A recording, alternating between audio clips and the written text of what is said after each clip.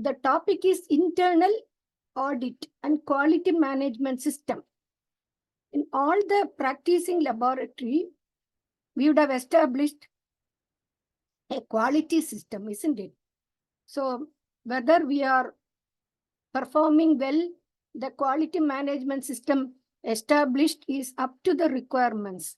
So what is the reference document for us for discussion is ISO 15189 2022 standard.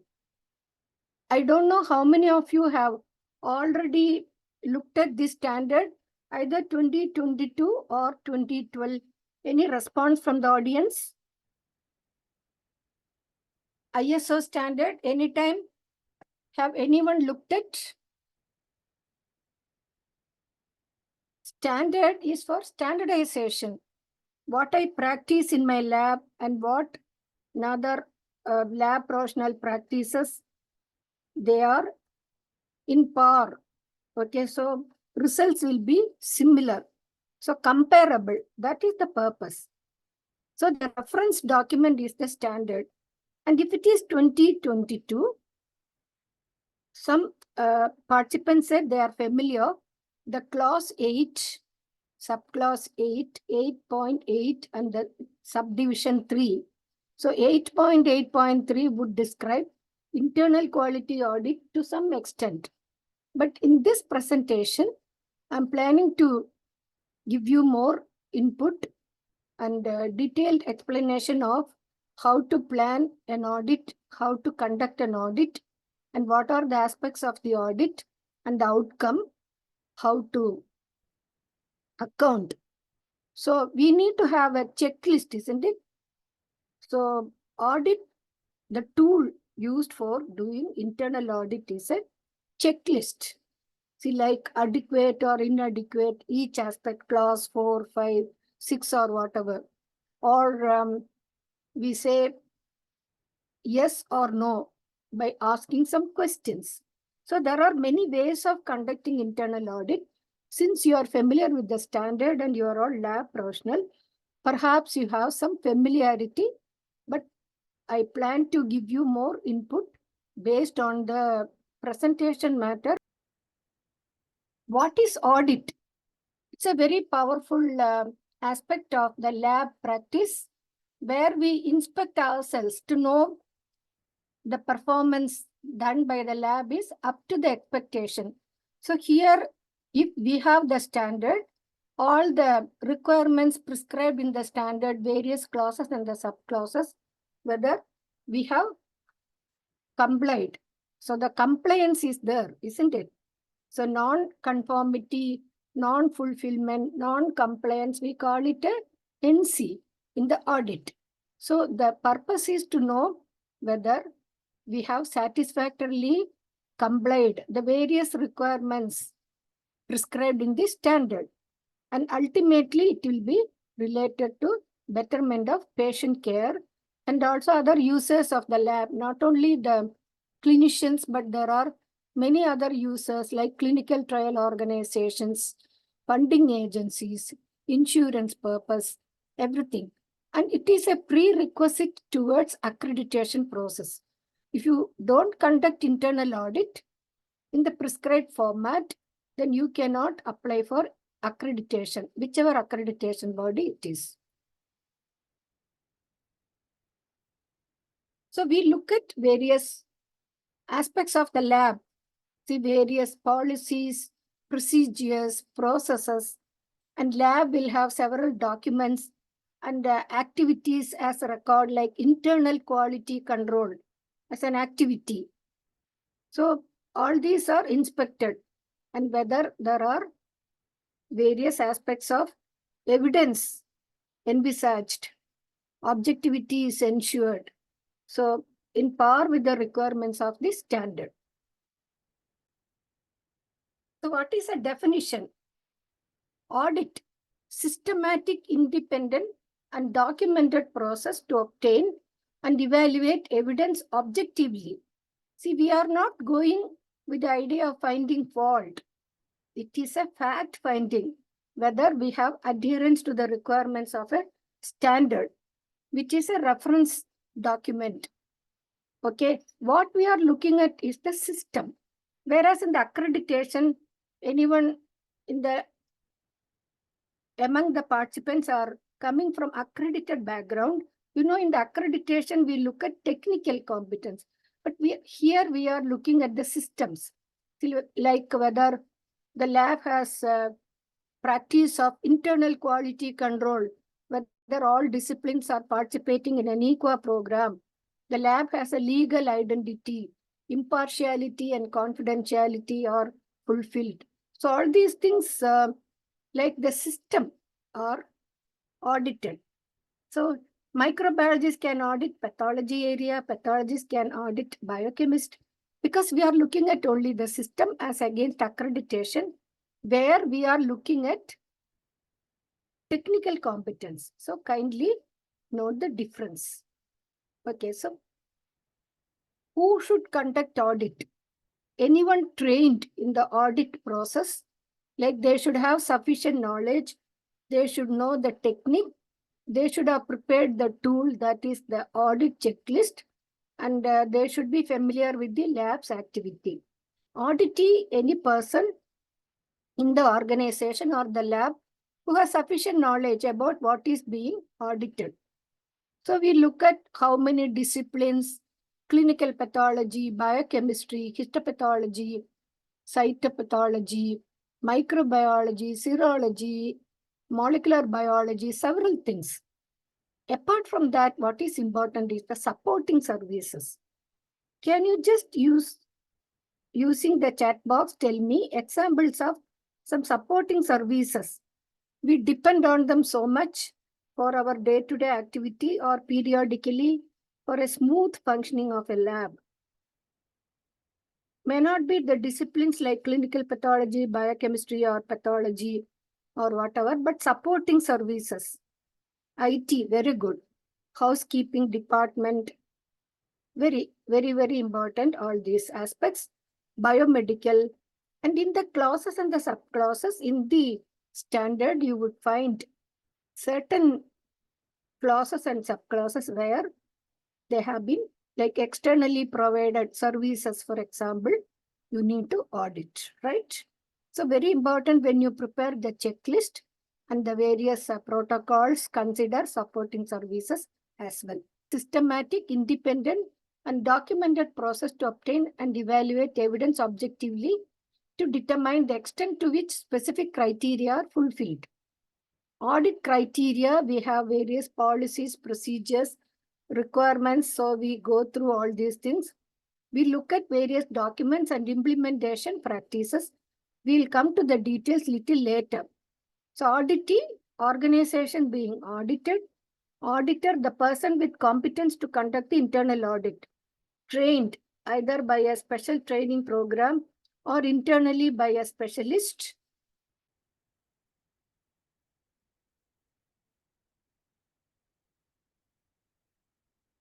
So audit program, a series of activities, isn't it, to identify internal audit, auditors, train auditors, and schedule and conduct internal audit. Scope, extent, and boundaries. It all would depend on how many disciplines you have, how many test methods or parameters you have. Audit team, one or more auditors conducting an audit, supported if needed by technical experts. Sometimes we may hire if necessary. And I kept telling about the checklist. You can make it in different ways. You list all the clauses and the subclauses. You may ask questions yes or no, or you may make the statement after inspecting the documentation and implementation processes, adequate, inadequate, or compliance, non-compliance, whichever we use the checklist. We need to understand both the auditor as well as the auditee. Compliance, successful fulfillment of a rule such as specification, standard, policy, regulation. So standard would have prescribed clinical biochemistry discipline, follow the IQC norms, okay, frequency or whatever. So that is compliance. If that is not fulfilled, that is a non-compliance or an NC. What are the value added? Prepare for external audit. Increased awareness about the quality management system, opportunity for improvement, and using that you can do root cause analysis, any non-conformity, take corrective action, and plan for preventive action. And you can also have continuing education if you find some deficiencies, and you have to aspire for meeting with quality standard, not only the standard, any other criteria or any other aspect being prescribed by the standard for improvement. Must have an audit program, must document procedures. Auditor should be independent to remove bias, results documented and reported to management review. So in the standard, you would find after internal audit, the last subclause 8.9, management review, and you must have a prompt follow-up action. Only then it will be a successful venture. So the findings will be there and reported to management review. Action plans are created, and there will be some timeline and people with responsibility assigned so that finally it is a successful venture. Do not audit your own area, but you have independent units like bacteriology separately and virology separately. Bacteriologists may look at virology and vice versa. No problem. Organization of the audit. So you must have a written procedure. In the quality system manual, the document, you make a procedure and make sure all clauses, like if it is the standard 2022, 4, 5, 6, 7, 8, all are being included. And you must have a plan, schedule, at least once a year, but standard would not prescribe yearly. It is left to the lab whether it should be done once in 6 months or once in 3 months or whatever. And who is the person responsible? Here it says quality manager, but you can use any terminology like quality officer or quality in charge designated by the lab director. And there has to be a plan. You do it once in 6 months or once in 3 months or once a year. You set aside 1 week and make sure that all the sections in the lab, including the supporting services, are covered. And you must have a checklist, and 1 week you keep aside, and all the activities should be completed within a week's time. You shouldn't stagger or prolong so much, because audit findings are addressed within a time frame and it should be fruitful exercise. Carried out by personnel trained in audit techniques and processes of the lab and accreditation body requirements. So you must have the knowledge of the standards requirements, and or you must have attended a program, or internally a trained person should have trained. Checklist. See, checklist, each lab has to prepare one's own checklist. What you do is, if you are going for 2022 standard, then there are clauses like 4, 5, 6, 7, and 8. So you list all the clauses and the subclauses, and against each clause and subclause, you make 2 columns. One is for documentation, another is for implementation. Because we look at manuals and standards and processes and procedures, all documents. Then implementation, the end, whatever the effect in the lab, you look at the implementation part and follow that. Okay, so that is the checklist. And you can ask questions. Does the lab have legal identity document? Yes or no? Or compliance? Yes, there is available. Yes, it's already in place. NABL site has already implemented process of accreditation as per 15189/2022. The application form 153 is already available, and document review has started, and perhaps few audits. So it's already in practice as per NABL. Yes, NABL 223 is the final checklist. Before that, we have the document review checklist, for example, 220D and all that. Okay. So final checklist is there, but that is done by the assessor. The lab should prepare lab's own checklist, right? Don't take checklist from NABL or other accreditation body. That is for the accreditation body. You have to make your own checklist. That would depend on your discipline and the test. Okay. And it should be purposeful.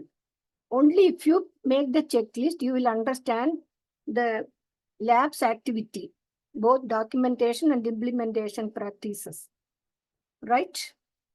So start doing soon after the program. Then I'll be very happy, satisfied that, okay, this clinical lab training has led the participants make their own checklist, right?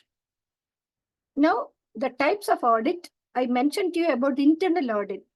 That is done by the organization, that is done by the lab people to know whether the lab's activity conducted at least once a year is in par with the requirements as per the requirements of the standard. Here, for example, ISO 15189, you can say not applicable. Please don't exclude it. Because if someone verifies that, we'll come to know you have done it, but you feel it is not relevant for you.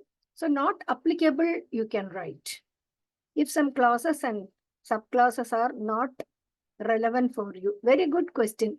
So like that, if you keep asking more and questions, I think I'll be satisfied because as a trainer or a teacher, if the participants are interactive, then we feel very happy and satisfied, right? So now internal audit, that is known as first party audit. That means there will be an external audit, isn't it? So the second party audit, user based, and the third party audit, the accreditation purpose, that is external audit. Again, there will be some slides explanatory, but briefly I can go through here itself. Internal audit is done by the lab people, and it's for our own benefit to bring out deficiencies. It's a mandatory requirement of the standard, and it's a prerequisite towards accreditation process as well. But you cannot say just because you do internal audit, you are accredited. No, we are not checking for the technical competence. That is the difference. User-based, like I mentioned, insurance organization or funding purpose, or we have a clinical trial. So these organizers will demand second party audit. Another ISO auditor not associated with the lab directly to come and do audit and say, okay, the lab is functioning properly so that they can extend funding, for example, or insurance claim can be honored. That is the second party audit, but that is external by another trained auditor. Third one is the accreditation purpose. It's an evaluation of technical competence also. The first, second are the system-based audit, and the third one is also including the technical competence. So please understand the difference. Next, conducted by an organization on behalf of the same organization. Please keep clarifying everything. Reasons for carrying out first-party audits are mandatory requirements of ISO 15189, we saw 2022, the clause 8.8.3. Control and improvement mechanism. To find and correct non-conformity or non-compliance or non-fulfillment of requirements before external auditors find them, right? Second party audit conducted by customers. I had already mentioned insurance or funding organizations, but standard doesn't demand. Standard says internal audit is essential, mandatory as part of 8.8.3, but special purpose user-based you need to do for providing selection-based or subcontracting purpose, second party audit. Third-party audit, like the accreditation process, conducted by teams from external body like accreditation organizations or accreditation body. Sometimes we look at the workflow, like whether we are having various processes in the lab, pre-examination, examination, post-examination, reporting, everything is as per our expectation. So for example, turnaround time delay is happening. Why it is happening, we may go through the various processes.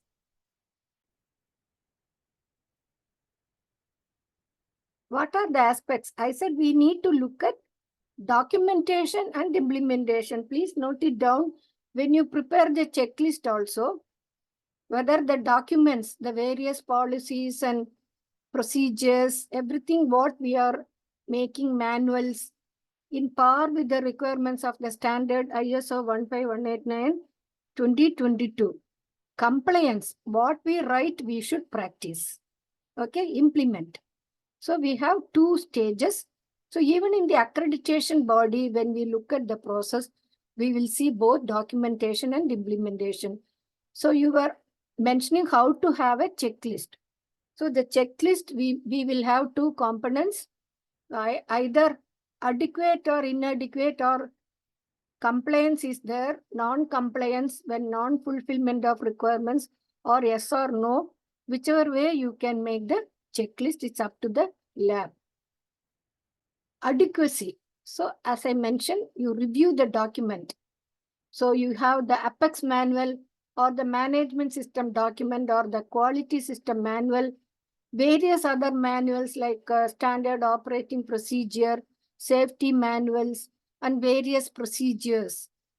So the auditor will evaluate, and the documentation in the various manuals and the procedures, whatever available, is in par with the requirements of the standard. Usually a senior person does it. Of course, here the terminology is for the other accreditation purpose also. Always the senior most person, a lead person who is having a thorough knowledge about the requirements of the standard, should do the adequacy audit, because the contents are very, very important. Because later on we'll be comparing the adequacy is in par with the compliance, the activities or the implementation part in the lab. Compliance audit, the second step, do what you write and write what you do. Very, very important, isn't it? Otherwise, it's a major non-conformity. If you write something and do something else, isn't it? Later on, when we classify non-conformity for an audit, you would notice whether it is major or minor. So always do what you write and write what you do. If you deviate, it's a major non-compliance or non-conformity. Auditor would visit the department to determine the degree to which actual practice complies with the manual and nominated standard. And do what you write and write what you do. So we have the process of audit. You go in a systematic manner. We saw audit is a systematic independent activity. So in the standard 2022, we have various clauses, 4, 5, 6, 7, and 8. So checklist, I had already mentioned to you how to make it.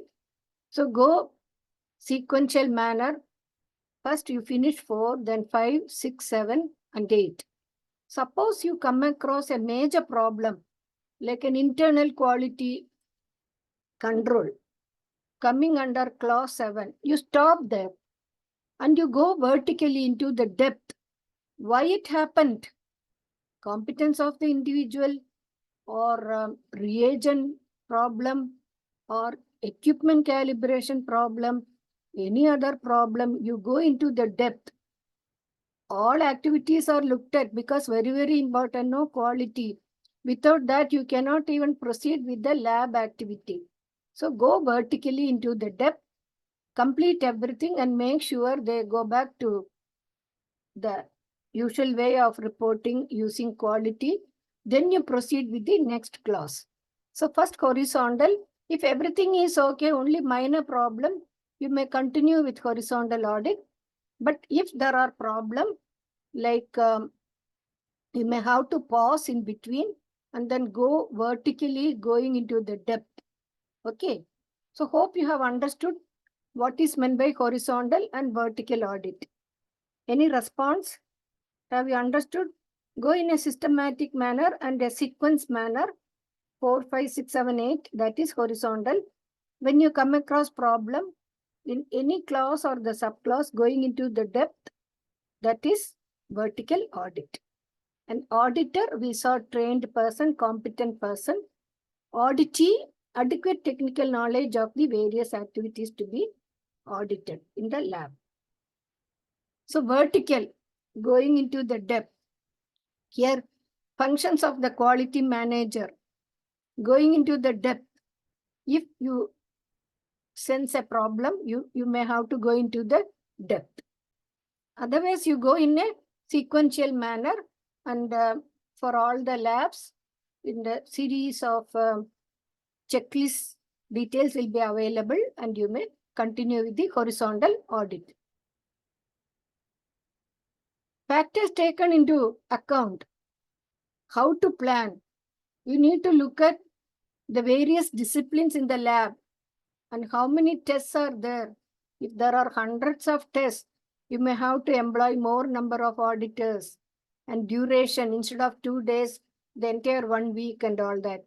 Team selection, scope, duration of the audit are planned by quality manager. You may use the quality manager term or quality officer, or standard would say any person designated by the lab director to look at the quality management system. Planning of internal audit. So I said documentation and implementation, and you need to have the tool checklist, and you have to create a non-conformity form to enter the nature of the non-conformity. Like I said, some discipline, the IQC norms are not being followed. That is a non-conformity, isn't it? And root cause analysis and all that. And Melap has kindly provided a format. In the subsequent presentation matter, it will appear. Otherwise, you look at the manual or the system document procedures using a checklist documentation, and later on the implementation aspect, and enter the deviation, non-fulfillment of requirements and non-compliance or NCs, the so-called, you enter it in a non-conformity format. First of all, the team and others should meet. We should inform the lab personnel that audits are conducted and objectivity will be ensured. It is transparent, and we are looking at fact finding and not fault finding. And we introduced the team, and we mentioned about the procedure, scope, objectives. You can clarify then and there itself. Everything is transparent. It's not like I go with a checklist and fill up and go back without informing. No. You should discuss then and there itself if there are problems. And if the auditor and auditee some difference of opinion, then we can resolve it then and there itself also. Concentrate on gathering evidence and taking an objective view of the effectiveness of the management system. You may ask questions, you may observe activity like the quality control norms. They are following properly, the safety norms are being adhered to, facilities for incompatible activities are avoided. You go through the records. Like if I check the temperature or a freezer, if I check the temperature record for few days and they are in par, no outlier, then I am satisfied. Examine conformity of activity with the standard. The standard adherence to various clauses and subclauses, whatever are being prescribed, there is conformity. Verify, we already saw what is said is done and what is done is said. And we have to have evidence, objective evidence. not just go with a biased idea. And so there has to be objective evidence for the non-conformity. Review and analyze observations. Classify the audit findings. Major, minor. So anything to do with quality. Is it major or minor? What is your considered view? Is it major non-conformity or minor non-conformity? Major. Any deviation from what is written and what is being practiced, major or minor?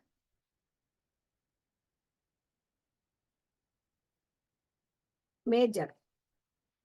The documentation, mostly it is okay, but a part of it is inadequate. You can correct it within 1 day time. Minor or major?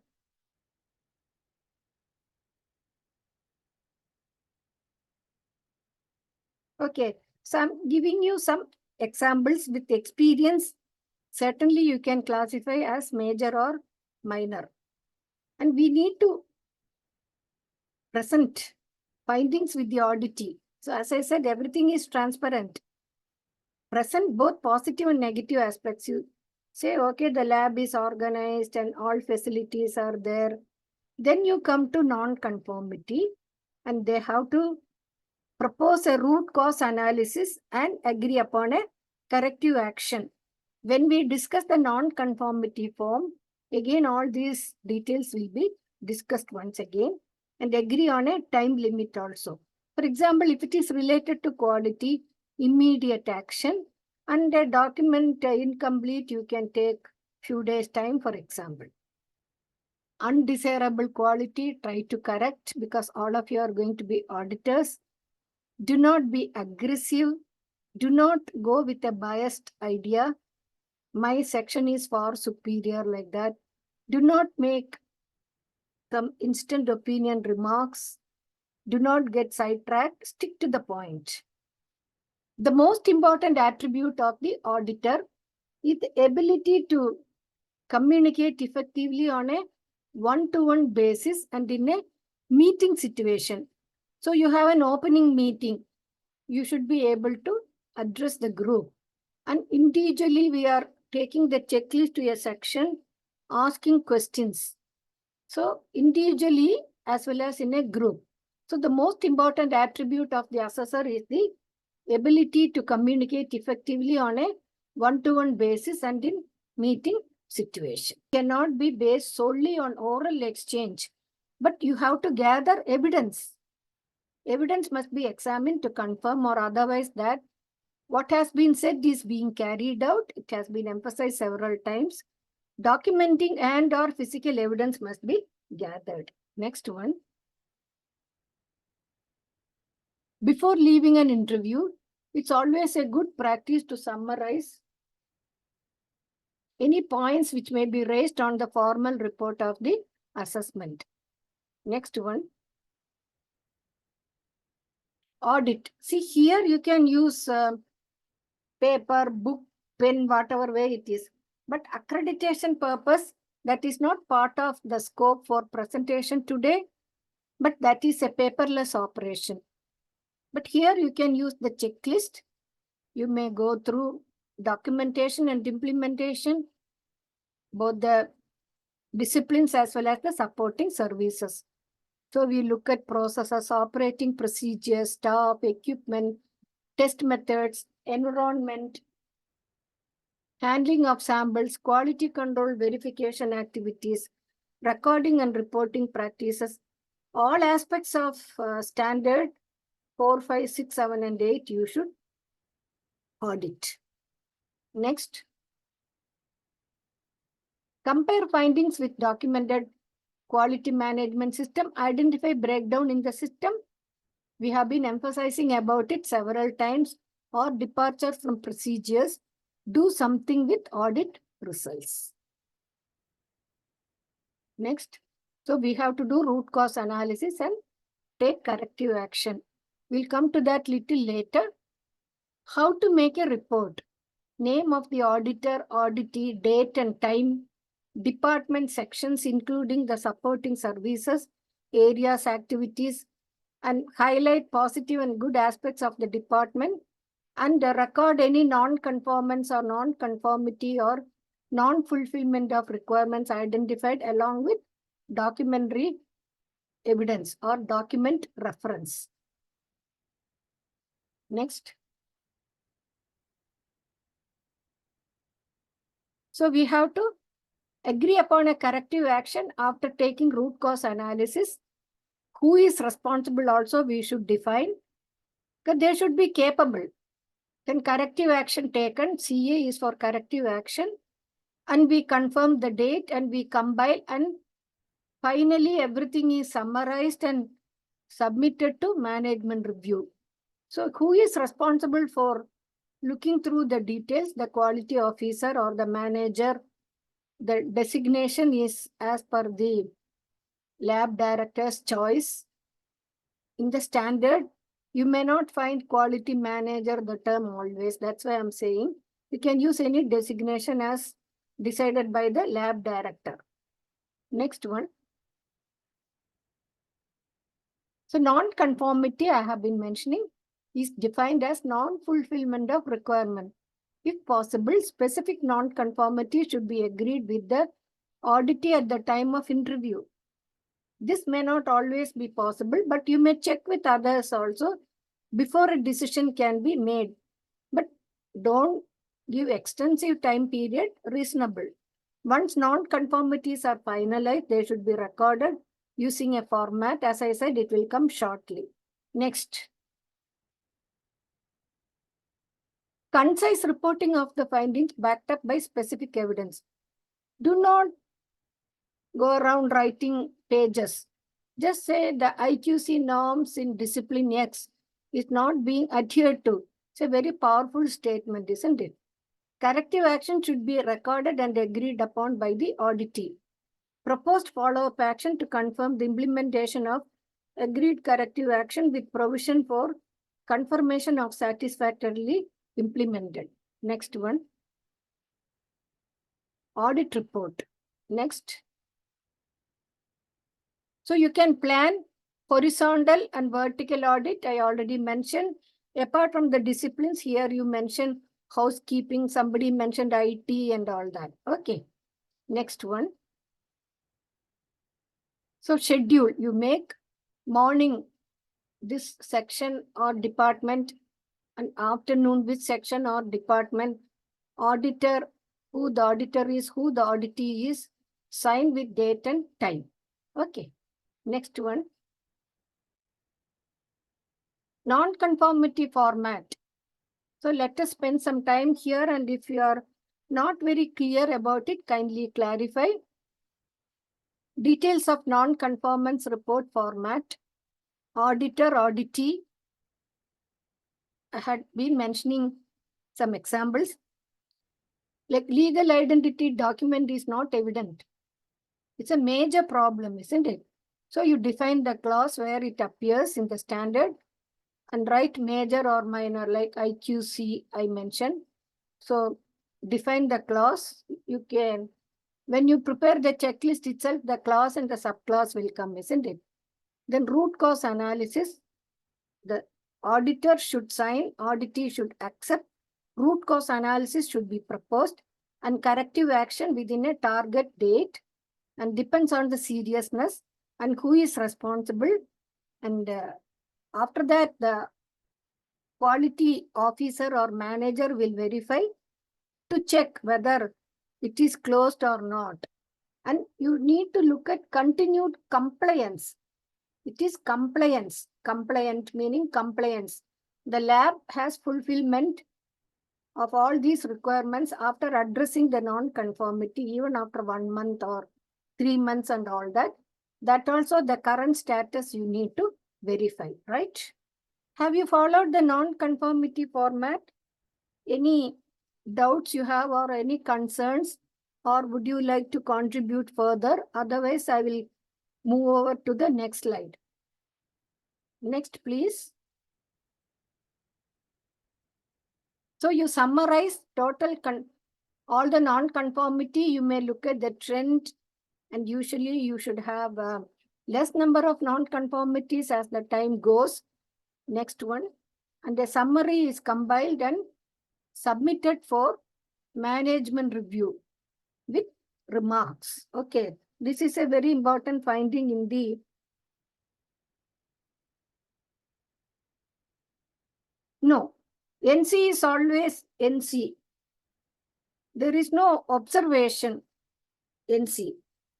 Observation is just, okay, the ambience in the outpatient department, right, is not satisfactory, it can improve.